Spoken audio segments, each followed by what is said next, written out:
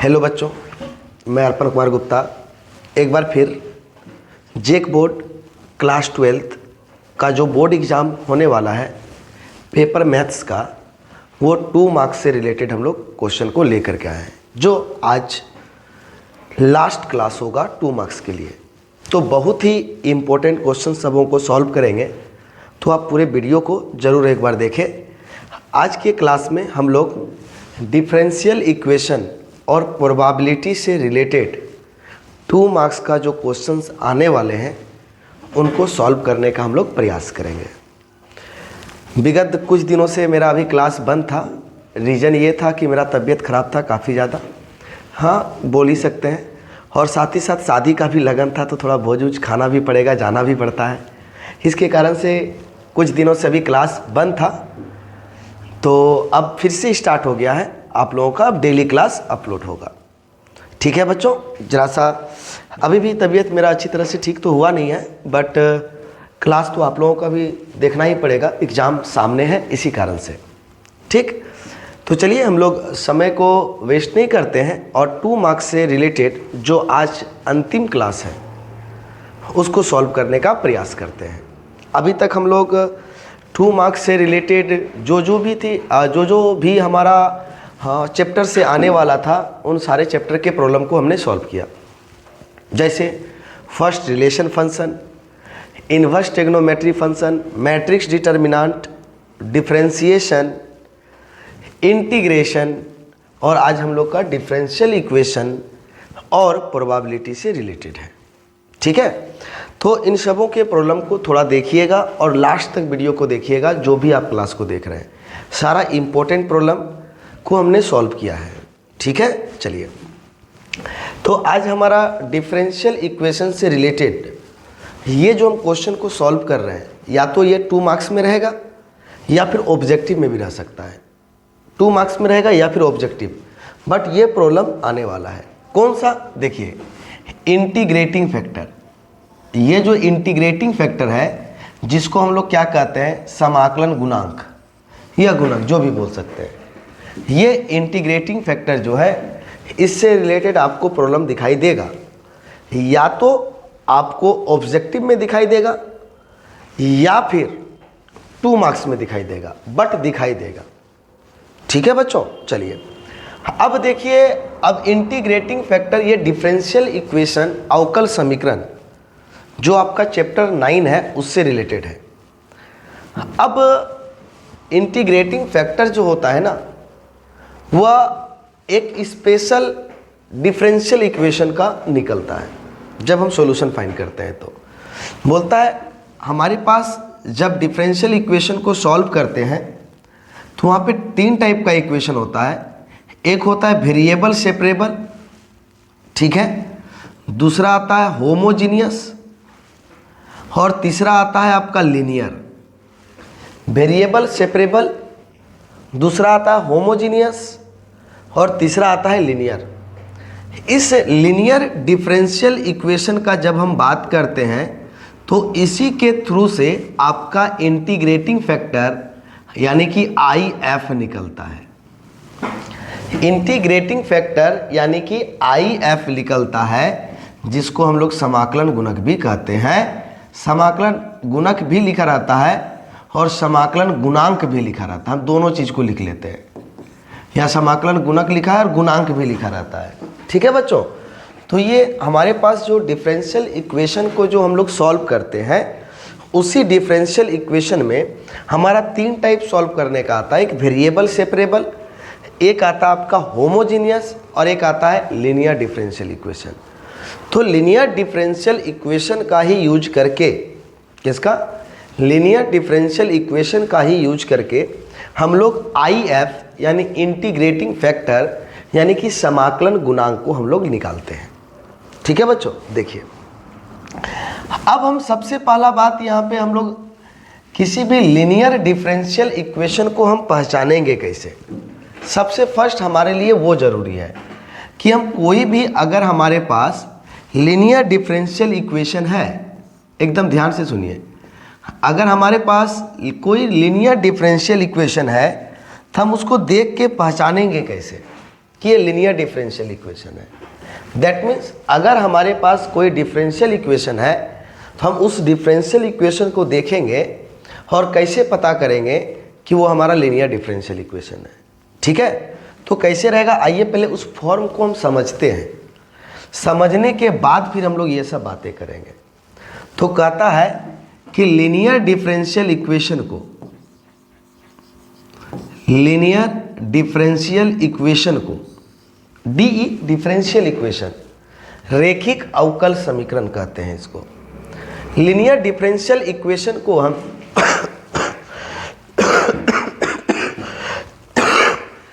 हम linear differential equation को हम कैसे पहचानते हैं, थोड़ा ध्यान से देखिएगा। कहता है क्या, अगर डिफरेंशियल इक्वेशन है तो हमारा dy बाई डी एक्स का टर्म रहेगा या y डैश रहेगा। ठीक है, तो dy बाई डी एक्स का रहेगा। तो लीनियर डिफरेंशियल इक्वेशन क्या कहता है कि अगर dy बाई डी एक्स है, ठीक है, dy बाई डी एक्स है और प्लस में हमारा देखो यहाँ ऊपर में क्या लिखा है, y ना, तो y ही लिखा हुआ है। ध्यान से देखिए, dy बाई डी एक्स है और उसके साथ क्या लिखा हुआ है, प्लस में, माइनस में नहीं, इसमें प्लस में अगर क्या लिखा हुआ है, y लिखा हुआ है। ठीक है, और y के साथ जो कोफिशिएंट होगा, जो गुना होगा, जो गुणांक होगा, वो कोई एक नंबर हो सकता है या फिर कोई फंक्शन हो सकता है। तो कौन सा फंक्शन होगा ये हम कुछ सेकंड में बताने वाले हैं। और इक्वल टू क्या रहेगा, कोई कांस्टेंट रहेगा या कोई फंक्शन रहेगा। ध्यान से सुनिए, dy बाई डी एक्स के साथ प्लस में y का पद दिखाई देगा। जब dy बाई डी एक्स है और इसके साथ प्लस में केवल y का पद, ये जो y दिखना चाहिए ना, वो डिनोमिनेटर में नहीं, नोमिनेटर में ही दिखना चाहिए, हर में नहीं, अंश में ही दिखना चाहिए। ठीक है, जैसे अगर हम बोलना चाहें, जैसे dy बाई डी एक्स है तो प्लस में क्या दिखना चाहिए, y का टर्म, इसके साथ कोई फंक्शन या कांस्टेंट हो सकता है। इस तरह से y अगर आपका डिनोमिनेटर में है तो ये लीनियर को सेटिस्फाई नहीं करेगा। हमेशा y कहाँ होना चाहिए, नोमिनेटर में होना चाहिए, इस चीज़ को याद रखिएगा। और इज इक्वल टू q। उसी तरह से अब उसी तरह से देखिए, अगर dy बाई डी एक्स के जगह पे dx बाई डी वाई है, ठीक है, और प्लस में देखिए, किसमें, प्लस में y था तो y का टर्म था, यहाँ पर क्या लिखा हुआ है, x, तो x का टर्म रहेगा और x के साथ कोई फंक्शन या कांस्टेंट मल्टीप्लाई रहेगा और इक्वल में भी हमारा कोई फंक्शन या कांस्टेंट रहेगा। तो ये हमारा क्या कहलाता है, लीनियर डिफरेंशियल इक्वेशन का फॉर्म कहलाता है। एकदम ध्यान से देखिए, dy बाई डी एक्स के साथ y का टर्म रहेगा और उसके साथ कोई कांस्टेंट या फंक्शन मल्टीप्लाई होगा और q भी कोई फंक्शन या कांस्टेंट होगा। तो कौन सा फंक्शन या कांस्टेंट अभी हम बात करेंगे। अगर dx बाई डी वाई है तो उसके साथ देखिए ऊपर में क्या x, तो x का पद होगा, उसके साथ भी कोई फंक्शन या कांस्टेंट मल्टीप्लाई होगा। याद रखना है, dy बाई डी एक्स के साथ ना ही कोई कांस्टेंट मल्टीप्लाई होना चाहिए, ना ही कोई फंक्शन मल्टीप्लाई होना चाहिए। dy बाई डी एक्स के साथ ना ही कोई कांस्टेंट मल्टीप्लाई होना चाहिए और ना ही कोई फंक्शन मल्टीप्लाई होना चाहिए। और अगर कोई कांस्टेंट या फंक्शन मल्टीप्लाई रहेगा तो हम उसी से पूरे को क्या करेंगे, डिवाइड कर देंगे। कैसे, हम थोड़ा देर के बाद बताएंगे। इसी प्रॉब्लम में देख लीजिए, dy बाई डी एक्स के साथ एक फंक्शन मल्टीप्लाई है तो वो नहीं होना चाहिए। ठीक है, हमेशा dy बाई डी एक्स या dx बाई डी वाई वो बिल्कुल फ्री होना चाहिए, अकेला दिखना चाहिए। ठीक है बच्चों, तो देखिए यहाँ पर p और q के बारे में क्या कहता है, जरा ध्यान से सुनिए। p and q are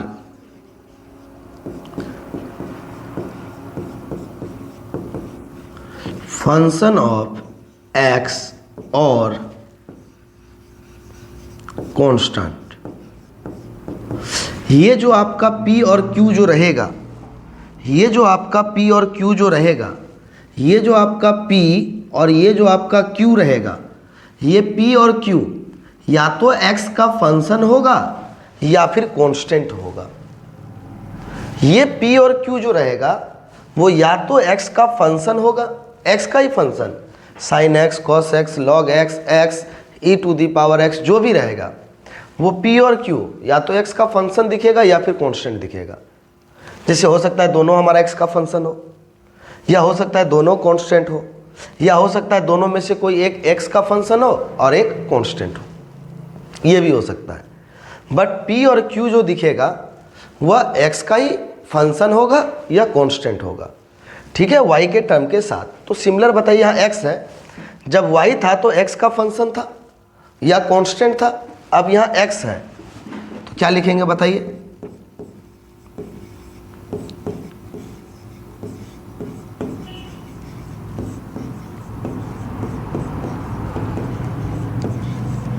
function of x है तो किसका फंक्शन हो जाएगा? y और कांस्टेंट। क्या हो जाएगा बताइए? p और q। कहने का मीनिंग क्या है? देखिए, अगर dy बाई, समझिए यहाँ पे एकदम धीरे धीरे समझिए। हम कहते हैं क्या बच्चों, एक बार समझ लीजिएगा ना, फिर कोई दिक्कत नहीं होगा। एकदम एक बार ध्यान से समझिए। पहले dy बाई डी एक्स के साथ, dy बाई डी एक्स है, इसके साथ प्लस में y का टर्म होगा और इक्वल टू भी कुछ रहेगा।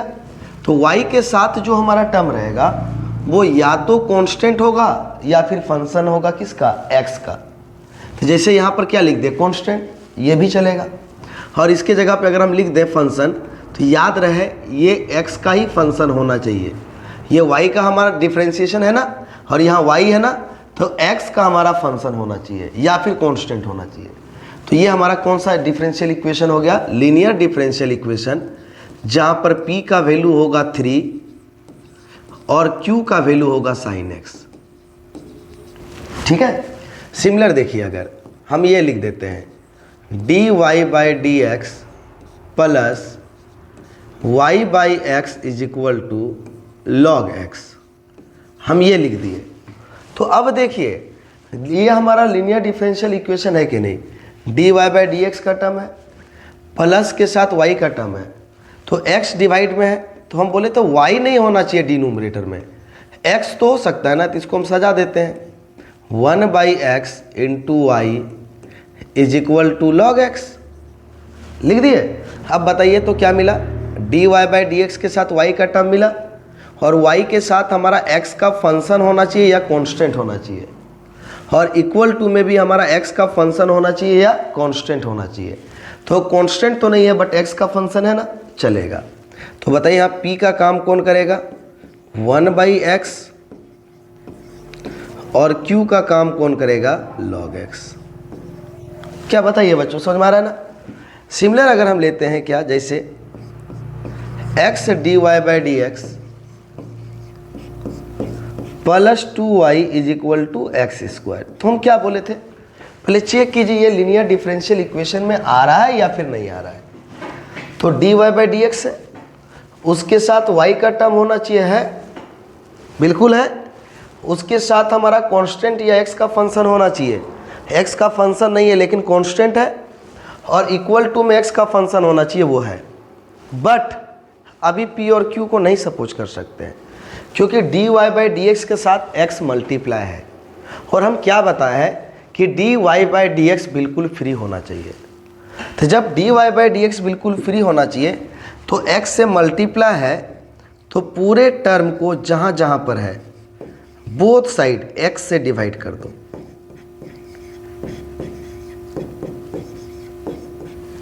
बोथ साइड x से डिवाइड कर दो, तो बोलो ये और ये कैंसिल होगा, dy by D x 2 by x plus Y.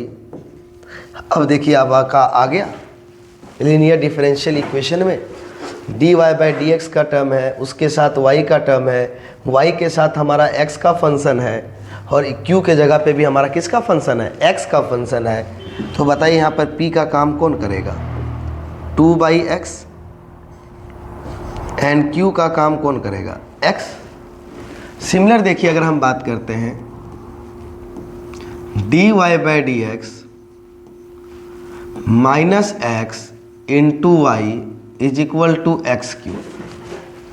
देखिए यहाँ पे ये लीनियर डिफरेंशियल इक्वेशन है कि नहीं, dy बाई डी एक्स का टर्म है, उसके साथ y का टर्म है, लेकिन होना चाहिए था वो प्लस में, है किस में, माइनस में। तो इसको पहले प्लस में पहले चेंज करके चेक कर लेते हैं। यहाँ लिख देते हैं प्लस, तो माइनस किसके साथ लिख देते हैं, माइनस लिख देते हैं x के साथ, और into y is equal to x Q.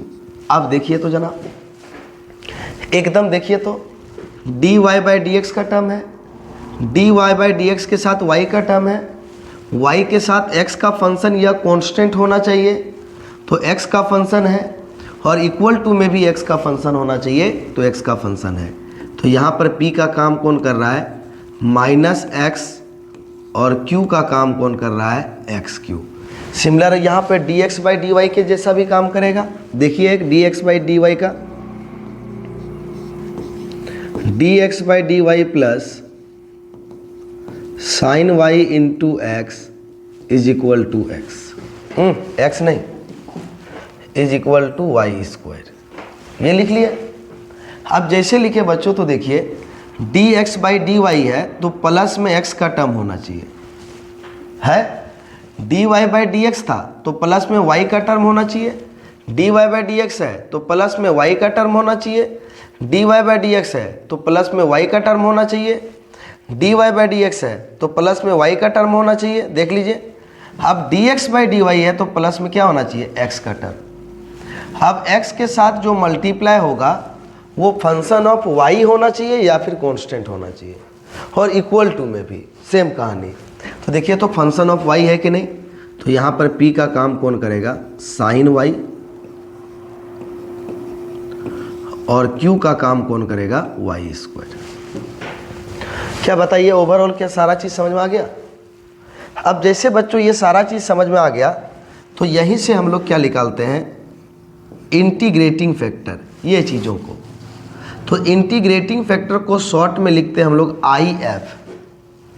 इसे कहा जाता है समाकलन गुणक या समाकलन गुणांक।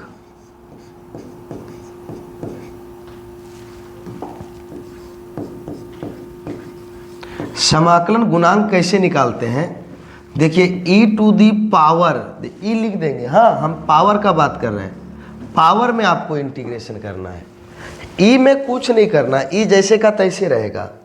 इंटीग्रेशन करना है e के पावर में, ये इसका फॉर्मूला है। क्या हो जाएगा, p किसके रिस्पेक्ट में, यहाँ डेरिवेटिव था x का, तो लिखेंगे p dx। क्लियर है।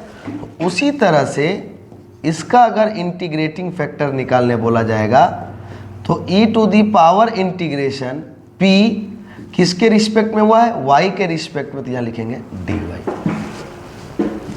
क्या इंटीग्रेटिंग फैक्टर निकालने के लिए सीख गए, कोई दिक्कत है बच्चों, कोई दिक्कत है यहाँ तक। और उसके बाद अगर आपको बोला जाए ये इंटीग्रेटिंग, यहीं पे इंटीग्रेटिंग फैक्टर जो निकालने के लिए कहा गया है, यहीं निकाल के आंसर कर देंगे। लेकिन हमें बोला जाएगा क्या, now solution of linear differential equation. अगर बोला जाएगा रेखिक अवकल समीकरण का हल निकालें, तो कैसे निकालेंगे, तो बताइए y का डिफरेंशिएशन, y का टर्म था ना, तो यहाँ लिखेंगे y into integrating factor is equal to integration of q into integrating factor किसके रिस्पेक्ट में डेरिवेटिव था, x के रिस्पेक्ट में, तो dx। एकदम इस फॉर्मूला को लगा दीजिए। तो ये 5 मार्क्स, ये जब पूछा जाएगा ना कि लीनियर इस डिफरेंशियल इक्वेशन का सॉल्यूशन निकालने के लिए कहा जाएगा या सॉल्व इट करने के लिए कहा जाएगा, तो 5 मार्क्स में पूछा जाएगा, तो उस जगह पे इस फॉर्मूला का यूज कीजिएगा। ठीक है, हम बताएंगे, सारी चीज़ों को एक्सप्लेन करेंगे, आप लोग टेंशन ना लें। यहाँ पर भी बोला जाएगा, क्योंकि सारे मार्क्स के क्वेश्चन को ना हम बारीकी से सॉल्व करेंगे, खाली आप लोग रेडी रहें ना। Solution of linear differential equation, तो बताइए x का टर्म, x का डिफरेंशिएशन, तो क्या लिखेंगे, x into integrating factor is equal to integration of q into integrating factor of किसके रिस्पेक्ट में हो रहा है, y के रिस्पेक्ट में डिफ्रेंशिएशन, तो y के रिस्पेक्ट में क्या हो जाएगा, इंटीग्रेशन।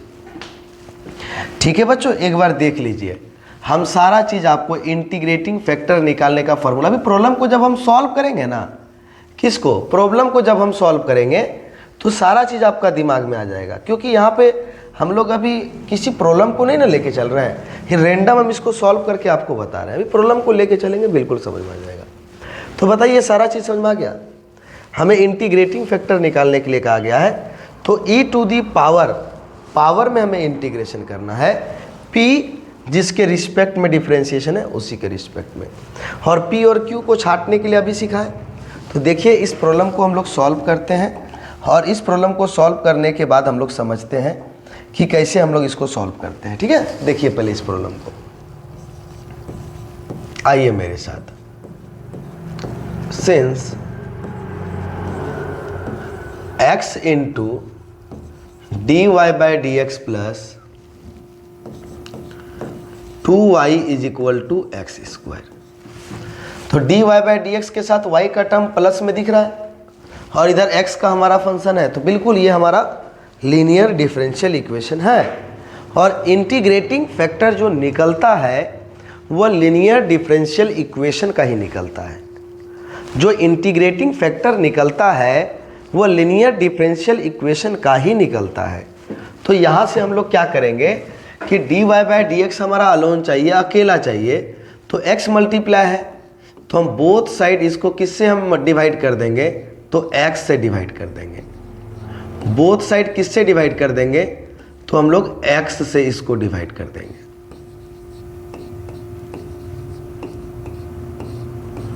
बोथ साइड कर दिए, x और x कैंसिल, यहां से एक x कैंसिल, तो क्या मिला, d y by d x plus 2/x into y is equal to x. आया, बताइए एकदम हमारा आ गया कि नहीं, बोलिए, लीनियर डिफरेंशियल इक्वेशन के फॉर्म में d Y by D x भी आ गया, y का टर्म प्लस में है, उसके साथ x का टर्म भी आ गया, और साथ में x का भी टर्म दिख गया।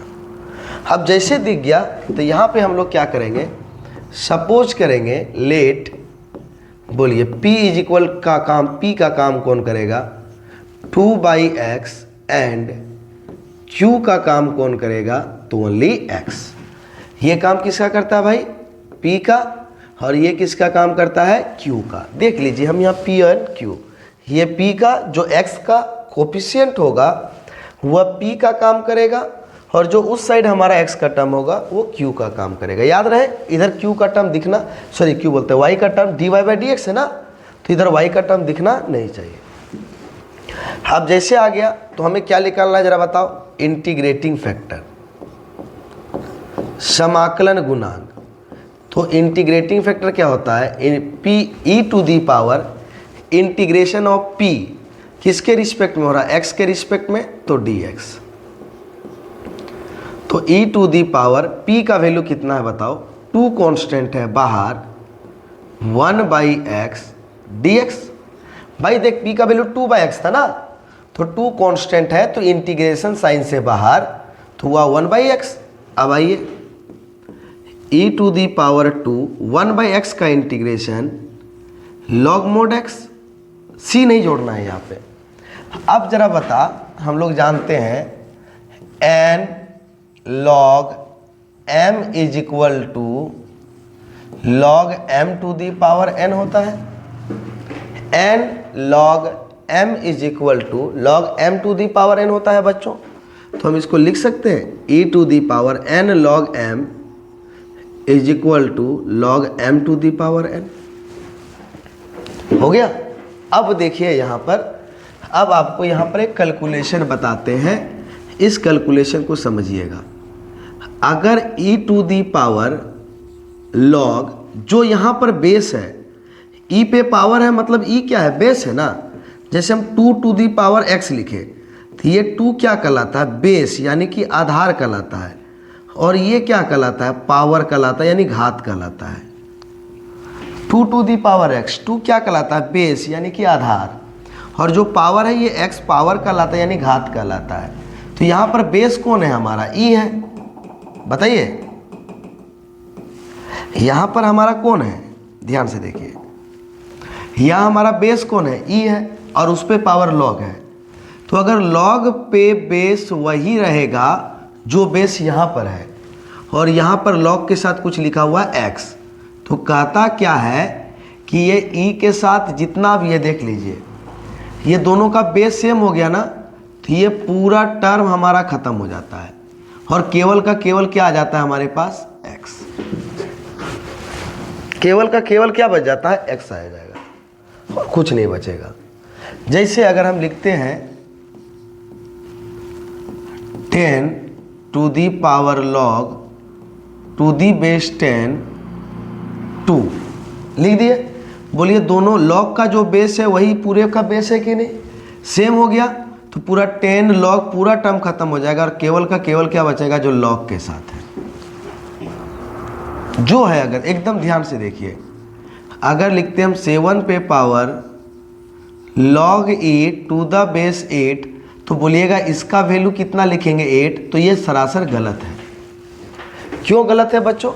क्योंकि दोनों का बेस हमारा सेम नहीं है, अर्थात ये नहीं होगा, इतना का इतना ही रहेगा।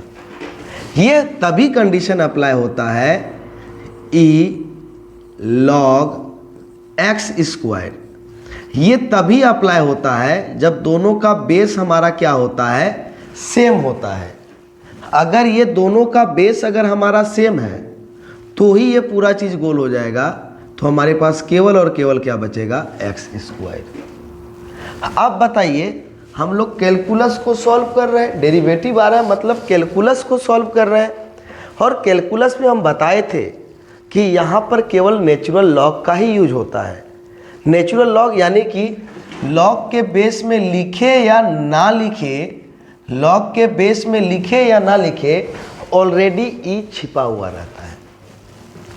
लॉग के बेस में ई लिखे या ना लिखे, ऑलरेडी क्या छिपा रहता है? ई छिपा रहता है। अर्थात अगर तुमको ये लिख दे E to the power log x,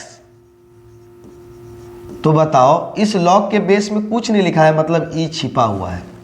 अगर नहीं भी लिखा हुआ है तो ई छिपा हुआ है। तो ई और लॉग, ये दोनों ई और लॉग, ये दोनों एक एक तो खत्म हो जाएगा। तो केवल और केवल क्या बचेगा हमारे पास? log x। चाहे बेस में हम कैलकुलस पढ़ रहे हैं, लॉग के बेस में लिखे या ना लिखे, ई छिपा हुआ रहता है। अगर कुछ नहीं रहेगा तो ई छिपा रहेगा, नहीं तो दिखाई देगा बेस में ई नहीं है, कुछ और है, ये दिखाई देगा। जैसे यहाँ पर 10 लिखे तो यहाँ बेस में 10 दिखाई देगा। ठीक है बच्चों। उसी तरह से अगर हम लिखते हैं क्या, E to the power log 2x, तो ई और log खत्म होगा कि नहीं? तो हम कैलकुलस पढ़ रहे हैं, तो ऑलरेडी बेस में लिखे या ना लिखे क्या छिपा हुआ है? ई छिपा हुआ है। तो ये पूरा हमारा टर्म गायब हो जाएगा। तो हमारे पास केवल और केवल क्या बचेगा? 2x। क्या समझ में आ गया? ये एकदम ध्यान से एक बार देख लें, आप फिर से पीछे करके वीडियो को देख लें। बेस हमारा सेम होना चाहिए, और हम कैलकुलस पढ़ रहे हैं तो बेस हमारा सेम ही होगा। तो जैसे हो गया, तो बताओ ई टू दी पावर log है ना, और हम कैलकुलस पढ़ रहे हैं तो कुछ नहीं, बेस में ई छिपा हुआ है। तो ई टू दी पावर log पूरा खत्म हो जाएगा। तो क्या बचेगा? केवल और केवल एक्स स्क्वायर। यही हमारा इसका इंटीग्रेटिंग फैक्टर होगा। इस log के बेस में कुछ नहीं लिखा हुआ है, इसका मतलब ऑलरेडी बेस में क्या है? ई है। क्यों? क्योंकि कैलकुलस में हम लोग नेचुरल लॉग यूज करते हैं, और नेचुरल लॉग के बेस में ऑलरेडी ई होता है। ठीक है बच्चों, चलिए ये हमारा क्या हो गया? इंटीग्रेटिंग फैक्टर आंसर हो गया। सर सॉल्यूशन बताइए। तो जब हम सॉल्व करेंगे 3 मार्क्स 5 मार्क्स में, तो हम ऑलरेडी इसको बताएंगे दोस्तों, आपको कहीं तकलीफ नहीं होने देंगे। हम लोग इंटीग्रेटिंग फैक्टर को जब हम सॉल्व कर रहे हैं तो पहले इंटीग्रेटिंग फैक्टर को सॉल्व कर लेते हैं। हम अच्छी तरह से इसमें डिस्कस कर दिए।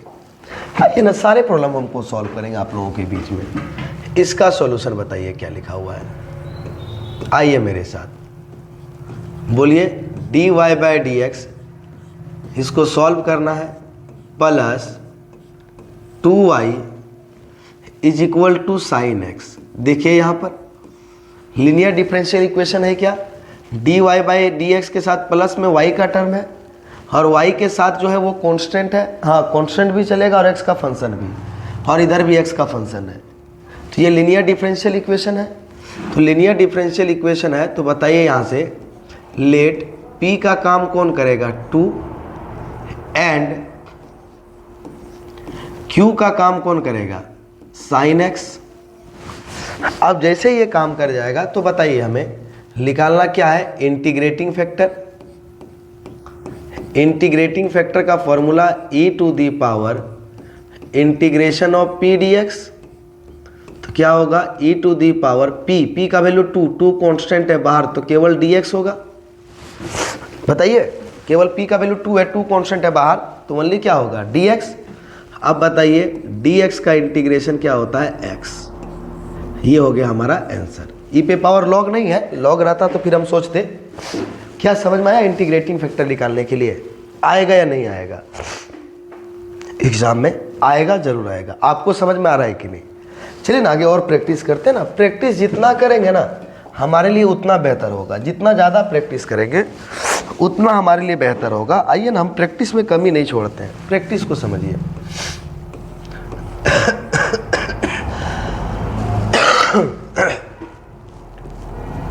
सिंस क्या लिखा हुआ है dy by D x plus 3y e to the power minus 2x। Check कीजिए dy बाई डी एक्स के साथ y का टर्म है जो कि प्लस में है और y के टर्म के साथ हमारा कांस्टेंट या x का फंक्शन होना चाहिए और इक्वल में भी। एकदम सेटिस्फाई किया कि नहीं।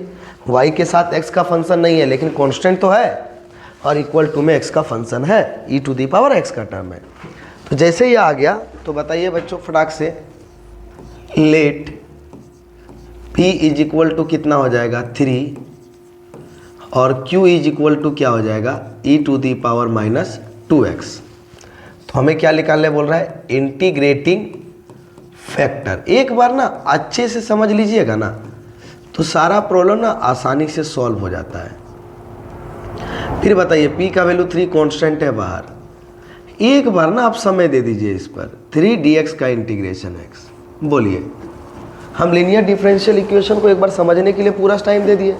अब बोलिए आसानी से बन रहा है कि नहीं। तो यही चीज़ कहता है बच्चों, किसी के पीछे पहले टाइम दीजिए, टाइम देने के बाद फिर आराम से सॉल्व कीजिए उसको। सारी जगह पे वही अप्लाई होता है।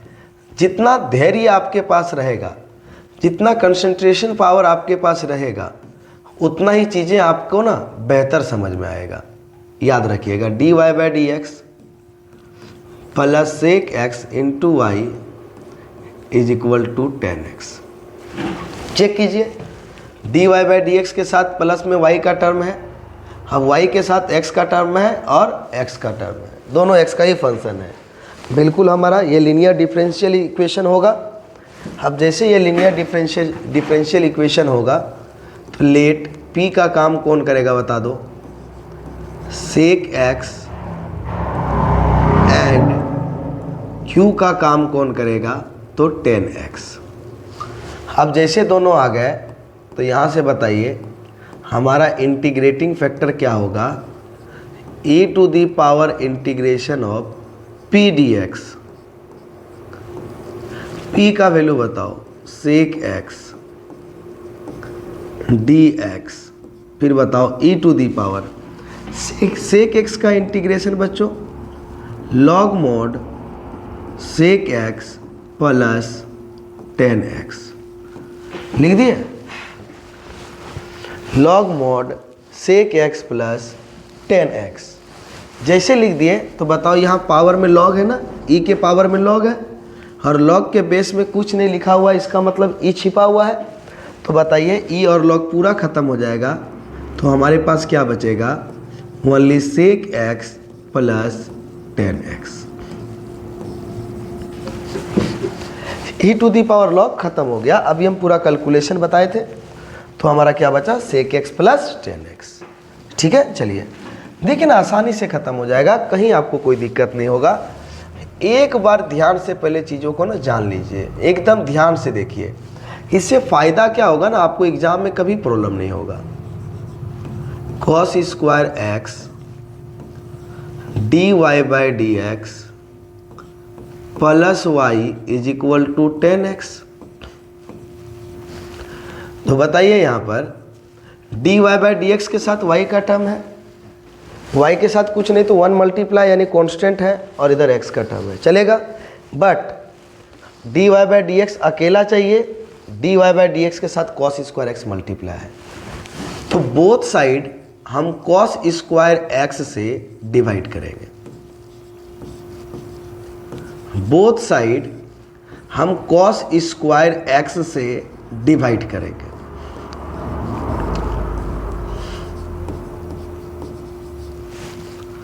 Is equal to 10x by cos square x. कर दिए बोथ साइड बच्चों। अब जैसे कर दिए तो बताइए ये और ये कैंसिल होगा, तो बताइए क्या मिला यहाँ पर, dy by D x plus cos square x को ऊपर ले जाएंगे sec square x into y, और ये cos स्क्वायर एक्स को ऊपर ले जाएंगे sec square x into 10x। एकदम देखिए लीनियर में है कि नहीं। dy बाई डी एक्स के साथ y का टर्म है, y के साथ x का फंक्शन है, और इक्वल टू में भी x का फंक्शन है, यानी कि लीनियर डिफरेंशियल इक्वेशन है। तो लीनियर डिफरेंशियल इक्वेशन है तो p का काम कौन करेगा, sec स्क्वायर एक्स, और q का काम कौन करेगा, sec square x into 10x।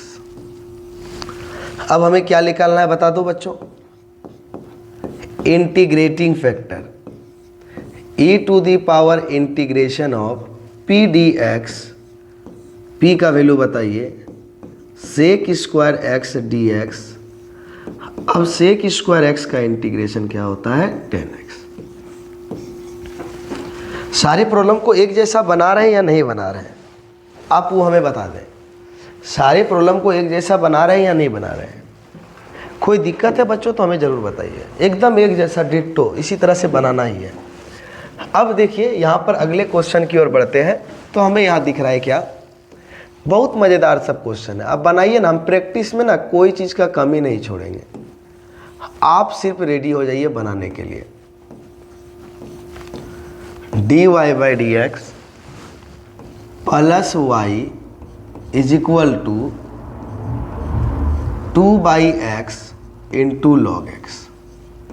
अब ओवरऑल देखिए dy बाई डी एक्स के साथ हमारा y का पद है प्लस में, कुछ नहीं मल्टीप्लाई है तो 1 है ना, 1 y के साथ कुछ नहीं है तो 1 है ना, तो y के साथ कुछ नहीं है तो 1 है ना, तो कांस्टेंट है 1, चलेगा। और इक्वल में x का फंक्शन है, ये भी चलेगा। लेकिन dy बाई डी एक्स के साथ हमें मल्टीप्लाई दिख रहा है। अब जैसे दिख रहा है तो बताओ हम क्या करेंगे, तो फटाक से जो दिखाई दे रहा है हम उससे क्या करेंगे, डिवाइड करेंगे। सारे टर्म को रूल हमारे पास फिक्स होना चाहिए, ताकि हम एक जैसा दिमाग लगा करके हम प्रॉब्लम को सॉल्व कर सकें। ये हो गया।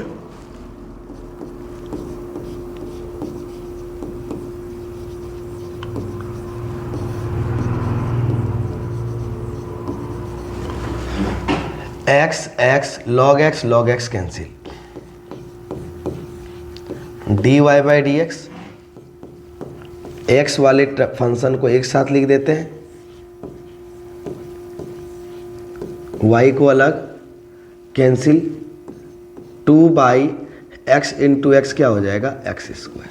अब चेक कर लो दोस्तों, चेक करो तो जरा, dy बाई डी एक्स है, dy बाई डी एक्स के साथ y का टर्म है, और y के साथ हमारा x का फंक्शन है, और इक्वल टू भी x का फंक्शन है। लीनियर डिफरेंशियल इक्वेशन आ गया। तो जैसे लीनियर डिफरेंशियल इक्वेशन आ गया तो यहाँ से p का काम कौन करेगा, p का काम हमारा कौन करेगा, हमारा p का काम करेगा 1 by x into log x, और q का काम कौन करेगा, 2 बाई एक्स स्क्वायर। तो आइए हमें क्या निकालना है, integrating factor is equal to e to the power integration of p d x e to the power p का value integration of x into log x dx। Clear है? अब देखिए यहाँ पर log x का डिफरेंशिएशन 1/x होता है कि नहीं।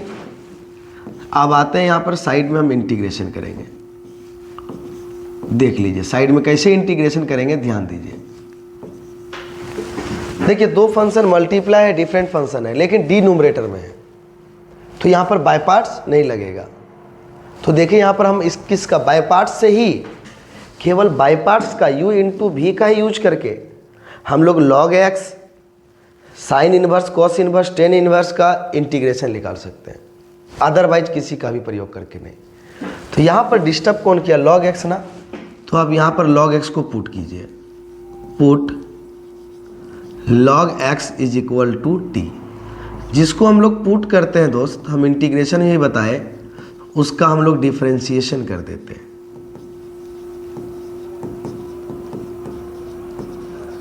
तो क्या मिलेगा,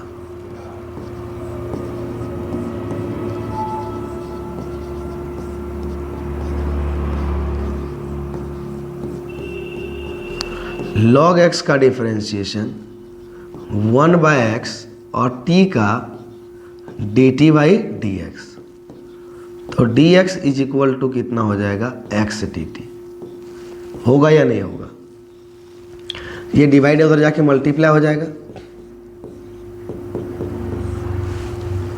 1/x इंटू लॉग x को t सपोज किए हैं, और dx इज इक्वल टू क्या है, x dt। तो ये x और ये x कैंसिल हो गया। I is equal to 1/t dt, एकदम सेपरेट सॉल्व कर लो ना। 1/t का log mod t plus c लिखते हैं, बट यहाँ हम लोग c यूज नहीं करेंगे, ठीक है, e टू दी पावर पे, क्योंकि e एक खुद कांस्टेंट हो जाता है। तो बताओ log t का वैल्यू क्या है भाई, t किसको लिया था, log x को।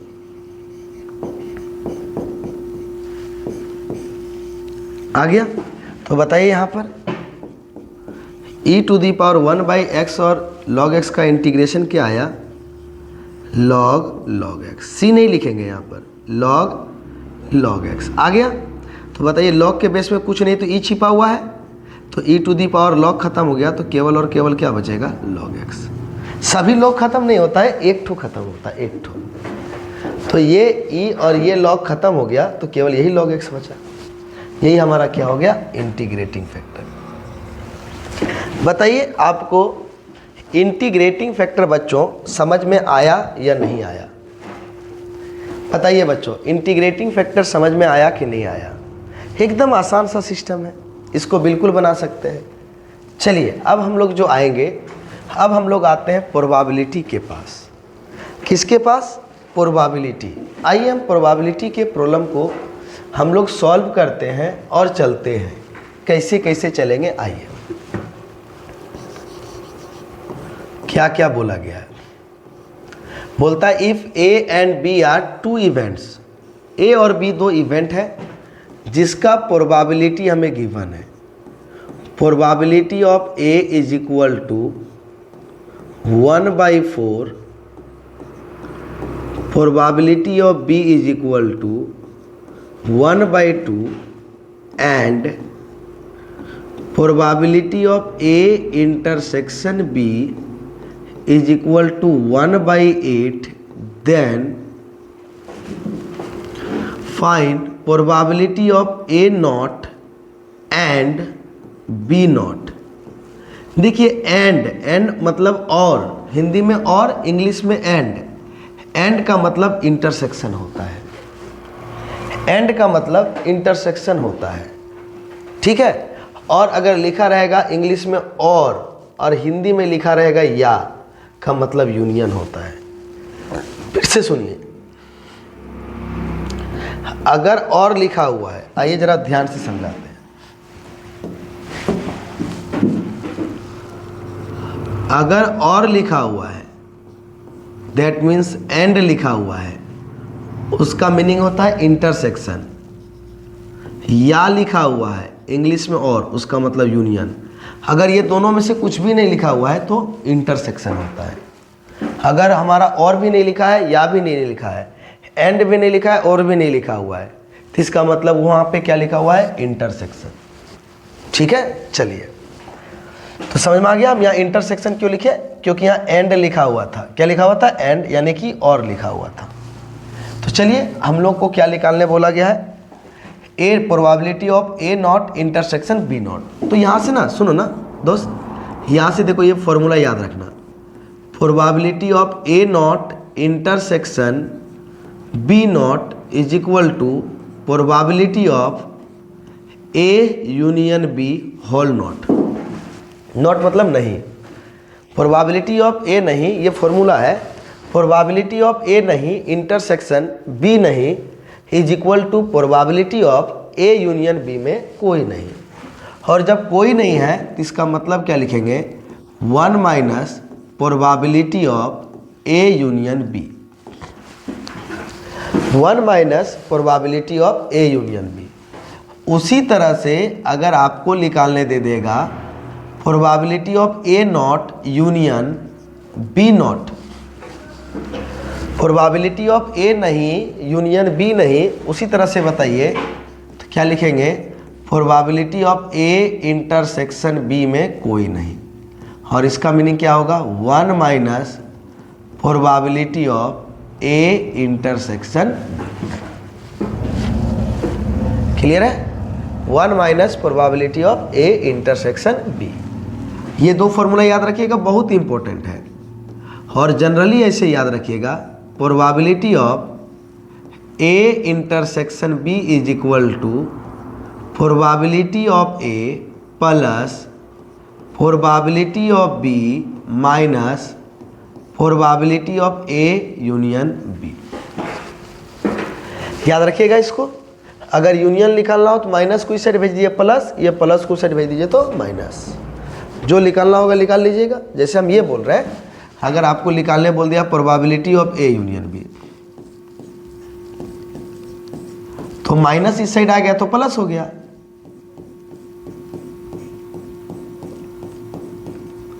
और प्लस उस साइड चला गया तो क्या हो गया? माइनस हो गया। हो गया? तो देखिए यहाँ पे क्या निकालने बोल रहा है? A not intersection B not. तो जरा हमें बताना तो।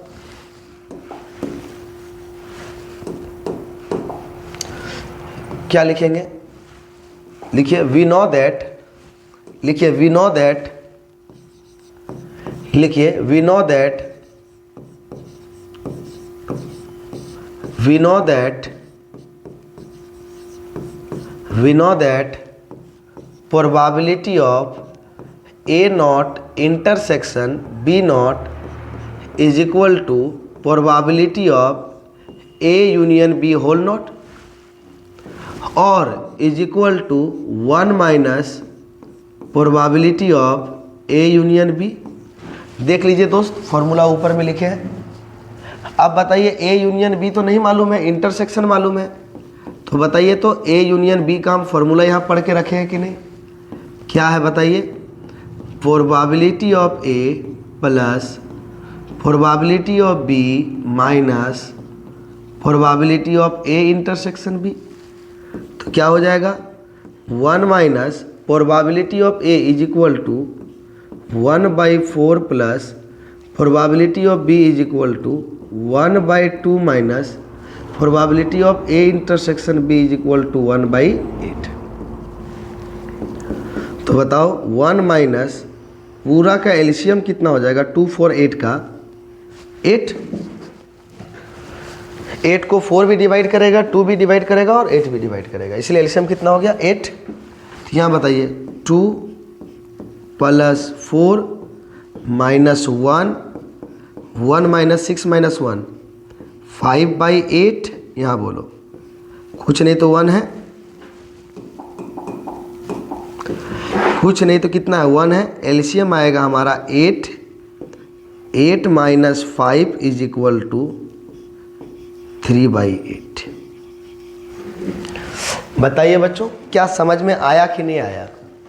हमें ये फाइंड करने के लिए बोला गया। देन फलना is equal to what? And का मतलब इंटरसेक्शन, और का मतलब यूनियन, और का मतलब यूनियन, और का मतलब यूनियन, और का मतलब इंटरसेक्शन, और या का मतलब यूनियन। ये सारा चीज़ अभी बताएं। तो ये टोटल फॉर्मूला है, बताइए समझ में आया कि नहीं। सिर्फ हम फॉर्मूला यूज किए हैं। देखिए आगे का भी देखिए, बोलता है क्या, if A and B are two events such that फल्ला चिल्ला ढकना, देन फाइंड ए और बी। आइए देखिए क्या दिया हुआ है, गिवन है हमारे पास। क्या क्या गिवन है बताइए। फलना हमें गिवन है 1/4, चिल्ला भी हमें गिवन है 1/3, एंड ढकना भी गिवन है A intersection B is equal to 1/12। तो बोल रहा है क्या हमें, तो देन प्रोबेबिलिटी ऑफ ए और B is equal to what. हमें ये सारा गिवन है, और का मतलब अभी बताए थे यूनियन होता है, या का मतलब यूनियन होता है। तो बताइए, तो हम इससे रिलेटेड फॉर्मूला अभी हम लोग देखें ना, probability of A union B is equal to probability of A plus probability of B minus probability of A intersection B. तो बोलो 1/4 प्लस 1/3 माइनस 1/12। बोलो 12 को ये पूरा डिवाइड करेगा, 4 भी 3 भी और 12 भी, तो कितना हो जाएगा 3 + 4 - 1 6/12 बोले तो 1/2। अभी ना फॉर्मूला हम लोग लिखे थे, बताइए समझ में आया कि नहीं आया। एकदम आसान सा प्रॉब्लम को सॉल्व करना है और बढ़ते जाना है। तो हमारे पास क्या बोल रहा है अगला देखिए,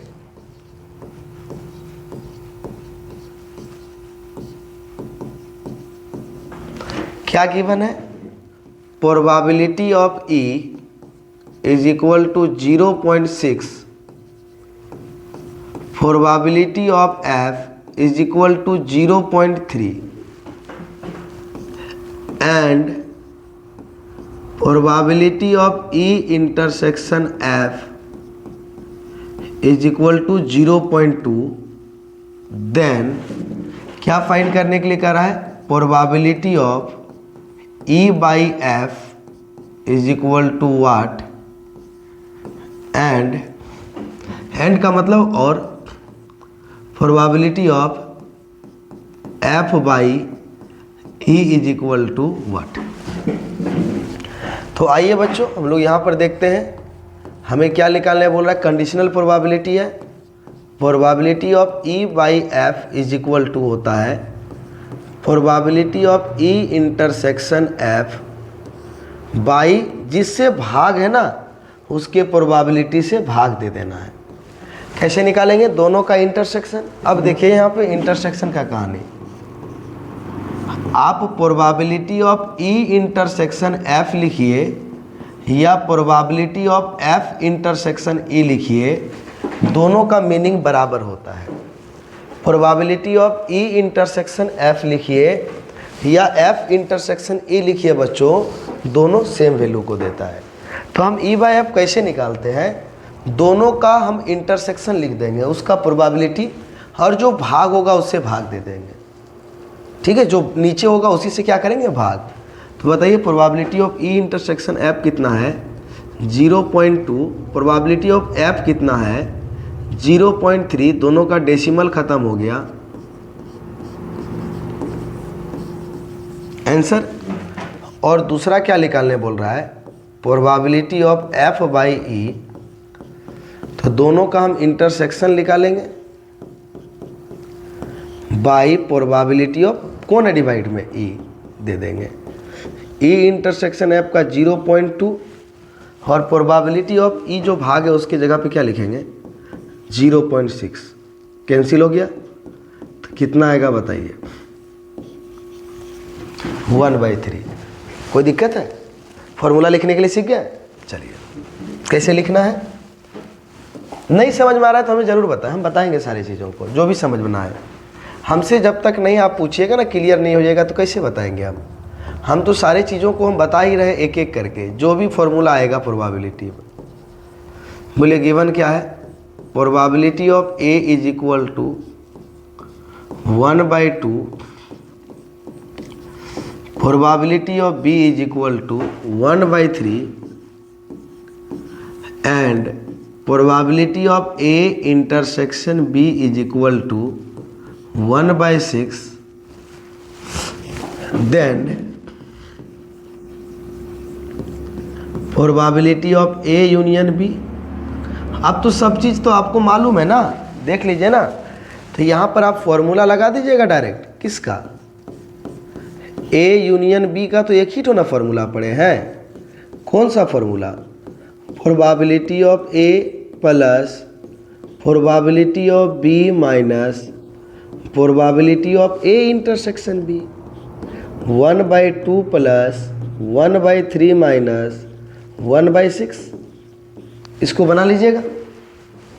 एक ही तो फॉर्मूला ही पढ़े हम लोग यूनियन का, और तो कुछ पढ़े ही नहीं है। बोलता है क्या, if A and B are independent event,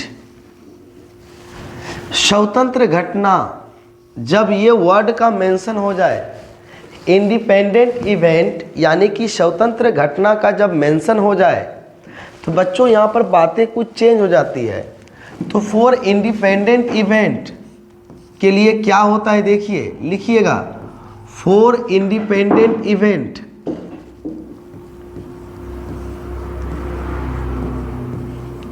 for independent event लिखिएगा, फॉर इंडिपेंडेंट इवेंट के लिए क्या होता है, A intersection B is equal to probability of A into probability of B. For independent event के लिए probability of A intersection B is equal to क्या होता है, probability of A into probability of B. तो आइए, हमें सारा चीज गिवन है, हम कितने आसानी से प्रॉब्लम को सॉल्व करते हैं देखिए। ठीक है बच्चों, देखिए यहाँ पर ध्यान से। सबसे पहले गिवन तो हम लिख लें, तो क्या क्या गिवन है हमारे पास, probability of A is equal to 0.6, probability of B is equal to 0.5, then find probability of A intersection B is equal to what. तो हम क्या लिखेंगे, सिंस फॉर इंडिपेंडेंट इवेंट, लिखिएगा मेरे साथ, for independent event, for independent event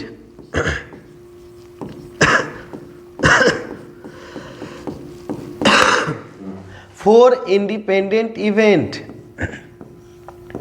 probability of A intersection B is equal to probability of A into probability of B 0.6 into 0.5, तो 0.3 आएगा। बताइए बच्चों, मल्टीप्लाई करके देख लीजिए। हम ये इंटरसेक्शन के लिए हम लोग जो फॉर्मूला पढ़े थे, हम लोग इंटीग्रेशन के लिए, इंटीग्रेशन बोलते हैं, इंटरसेक्शन के लिए ये फॉर्मूला पढ़े थे, लेकिन ये फॉर्मूला यूज नहीं किए। क्यों नहीं किए? क्योंकि हमें यहाँ पर देखो, क्वेश्चन में हमें मेंशन किया गया है। क्या क्वेश्चन में हमें मेंशन किया गया है, जरा ध्यान से देखो। हमारे प्रॉब्लम में मेंशन किया गया है, क्या मेंशन किया गया है, जरा ध्यान से देखना है। तो जब तुम ध्यान से देखोगे तो यहाँ पर बोला है क्या, इंडिपेंडेंट इवेंट, स्वतंत्र घटना। और स्वतंत्र घटना के लिए हमारा क्या होता है, वो होता है, देख लीजिए, उसी का यूज कर लिए। ठीक है, तो यहाँ तक हमने प्रोबेबिलिटी के प्रॉब्लम को सॉल्व किया। तो बच्चों, एक और छोटा सा क्लास है, हम लोग थोड़ा सा देख लेंगे सारे क्लास को सॉल्व करने के लिए, सारे प्रॉब्लम को सॉल्व करने के लिए। जो प्रोबेबिलिटी के लास्ट कुछ प्रॉब्लम बचे हुए हैं, जो भी प्रॉब्लम के जो लास्ट, प्रोबेबिलिटी के जो लास्ट प्रॉब्लम बचे हुए हैं, इस प्रोबेबिलिटी के कुछ लास्ट प्रॉब्लम को हम लोग अगले क्लास में सॉल्व करेंगे और उसके बाद हम लोग 3 मार्क्स के क्वेश्चन की ओर बढ़ जाएंगे।